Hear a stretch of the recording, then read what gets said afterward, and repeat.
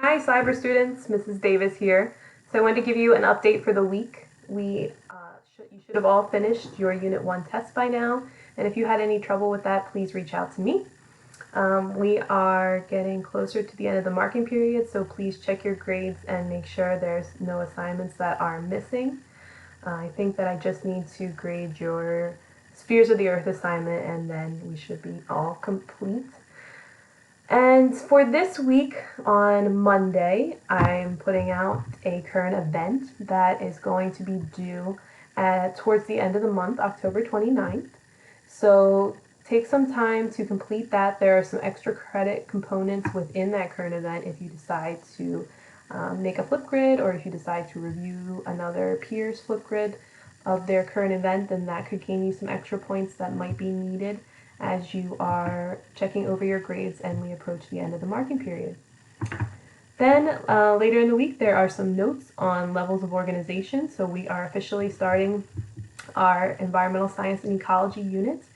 You are going to be familiar with some of the terms in this lecture because you should have already completed your intro to ecology and environmental science vocab words.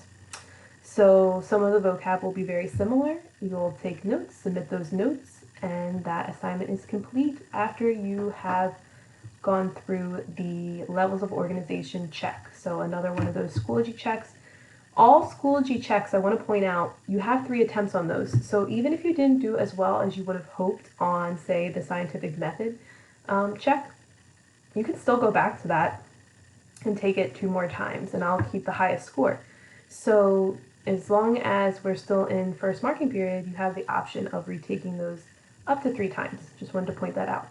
So you have a check for levels of organization, and then later in the week, since this is a 3-day week for us, we have an intro to environmental science and ecology activity. So this activity involves you going outside and roaming around in your yard. We've had some great fall weather, so hopefully you pick a nice day to get outside and observe your habitat and list some components of your habitat, and hopefully gain a better understanding of the different parts of a habitat and the different levels of organization by looking at your own environment.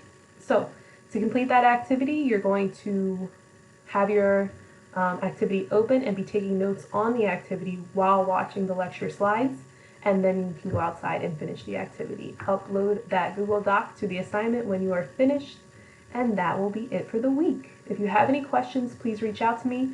There's also going to be a live vocabulary practice day during on Tuesday during small group time, so I will post that calendar event as well. All right, please reach out with any questions that you have, and have a wonderful week.